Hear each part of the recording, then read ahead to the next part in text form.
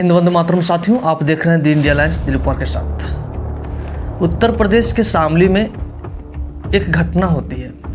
मोहम्मद फारूक इनके मुख्य आरोपी होते हैं। दरअसल बताया जा रहा है कि मोहम्मद फारूक इस्लाम धर्म के अनुसार अपनी बीवी को बुरखे में रखना चाहते थे, नकाब में, लेकिन उनकी बीवी ने उनकी सारी बैरियर को तोड़कर बाहर निकल गई। कारण ये बताया जा रहा है कि उनके जो स्थिति था, गरीबी का बेहाल स्थिति था। वो चाहते थे कि उनका बीवी बच्चे कभी भी दुनिया की नज़रों में ना आए। वो इसलिए लगभग जब से उनकी शादी हुई अपनी बीवी को आधार कार्ड तक नहीं बनने दिया, अपने बच्चे को आधार कार्ड तक नहीं बनने दिया।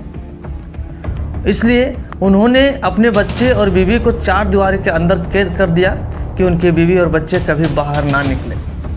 यहाँ तक कि सरकार के द्वारा जो कॉलोनी मिलता था वो कॉलोनी नहीं लिया, क्योंकि कॉलोनी में अपनी बीवी बच्चे का उसमें चित्र और तस्वीरें लगाई जाते थे। ये चित्र और तस्वीरें ना लगाया जाए इसलिए उन्होंने कॉलोनी नहीं लिया।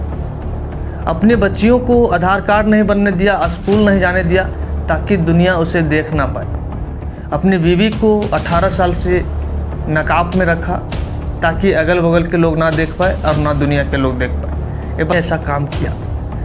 घटना के पहले उन्होंने अपनी बीवी के साथ में लड़ाई झगड़ा किया और बीवी जो है वो अपने मगन बना ली कि हमें अब काम करनी है और दोनों मिलकर घर चलाएंगे, क्योंकि बच्चे को दिक्कत हो रही थी, पैसा नहीं था, जिसके वजह से उनकी जीविका में अड़चन आ रही थी। बीवी ने सारा बैरियर को तोड़ते हुए बिना नकाब का अपने मायके चले गई। मायके जब गई तो इन्हें पता लगा, तो 1 महीने के बाद उसे बुलाया।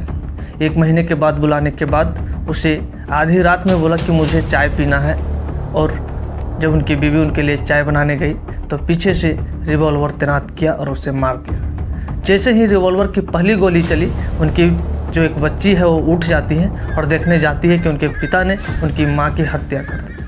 और वो जब रोकने की कोशिश करती हैं तो अपने बच्ची पर भी गोली चला देता है। उसके बाद 6 साल की एक और बेटियाँ थी जो उठी और वो भी बचाने की कोशिश करती है, तो उनके ऊपर भी गोली चला दिया जाता है। घटना के कुछ दिन पहले उन्होंने अपने घर के आंगन में एक खुदाई किया, जिसमें बताया गया कि बाथरूम का टैंक बना रहे हैं, लेकिन ये नहीं समझ में आ रही थी सबको कि वो बाथरूम का टैंक नहीं, वो मौत का टैंक है।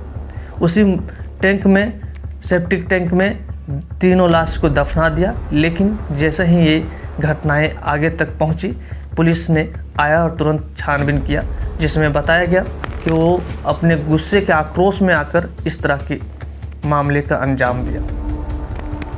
अब मुझे पूछना ये है कि मुस्लिम धर्म के जो लोग हैं, क्या नकाब पहनना कानूनन अपराध है? क्या इस तरह की घटनाएं समाज के लिए एक प्रेरणा बन सकती है? क्या इस पर रोक लगनी चाहिए? क्या बेटियों की आज़ादी नहीं है कि वो बिना नकाब को भी घूमें?